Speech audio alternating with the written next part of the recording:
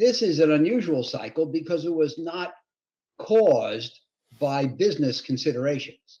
Usually, business is too good, optimism goes too far, and that causes a top to be reached, and then there's some disappointment and things fall, and so forth. But this cycle, if you will, is the result of the pandemic and the government actions. So nothing related to or native to the economy. The government actions to fight the economic slowdown resulting from the pandemic or the lockdown were very successful. And our economy is doing very well in the States for the last few quarters. And of course, the markets have done fabulously.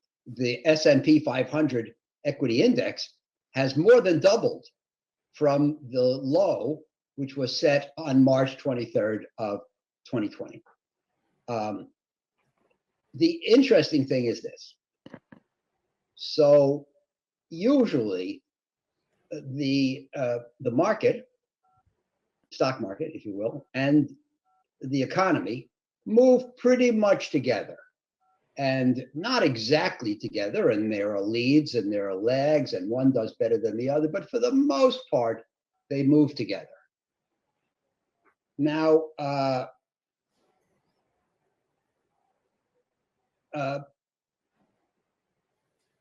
this time, they are not together because the stock market has exploded upward, doubling, as I said, but the economy is just at the beginning of an upcycle.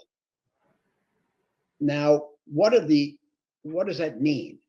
Normally, we would say that if the stock market is very high and the economy has done well for several years, that we're prone to have a problem. Today, we could say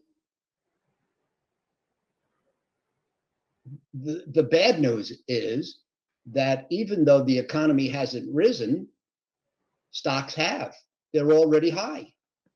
That's the bad news. But you could also look at it from a positive point of view. Usually when stocks are high, the economy is also, which means it's going to fall.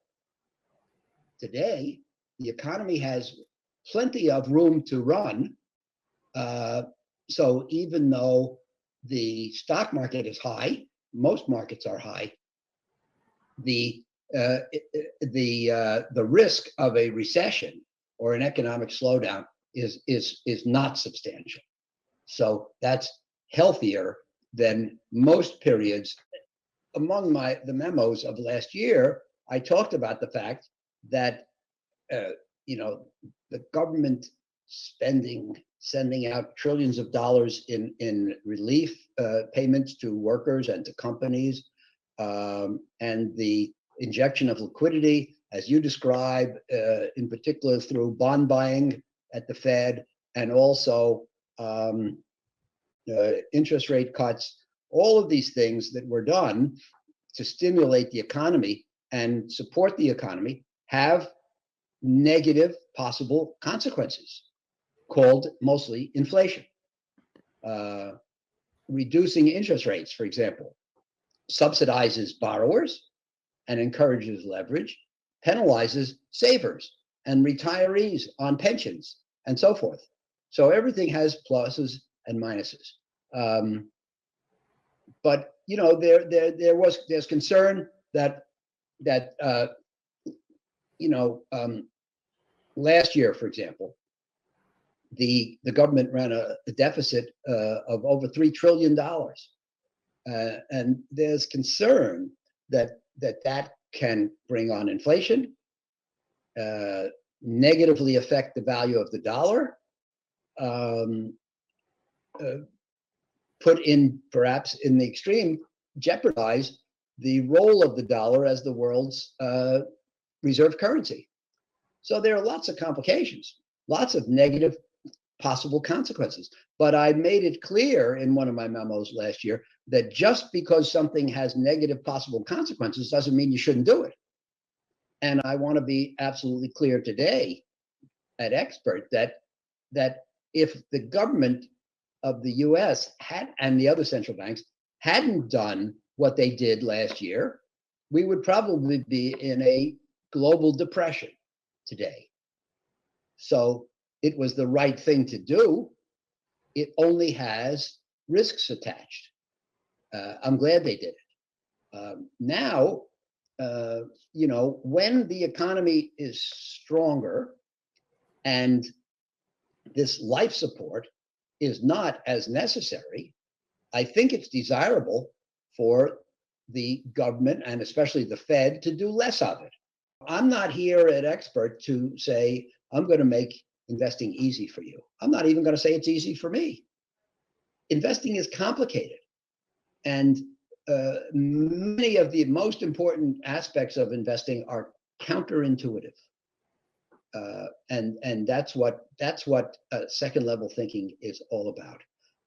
Investing is a funny place because it's very easy to do average and it's very hard to do above average. And if you want to do average, very easy, buy an index fund and you're guaranteed to do average. If you want to do better than the average, if you're more competitive or if you have higher aspirations or you want to make more money, or if you're like me, you're a professional investor and you have to get clients and retain clients, then the key is to do better than average. So the point is that the combined wisdom of all investors is present in the market, and together the opinions of all investors determine the price of every asset. So if General Motors stock sells for $64, that means the optimists are happy to buy there and the pessimists are happy to sell there. 64, that's your price. If you want to do average, then you put a little General Motors in your portfolio, and you're kind of agnostic as to whether it's cheap or rich, but you put it there to be represented. If I want to outperform as a superior investor, I have to say General Motors is cheap. I'm going to buy twice as much as its representation in the index, or it's expensive. I'm not going to hold any. So I have to have an opinion which diverges from the consensus opinion which sets the market price. So that's the background on this.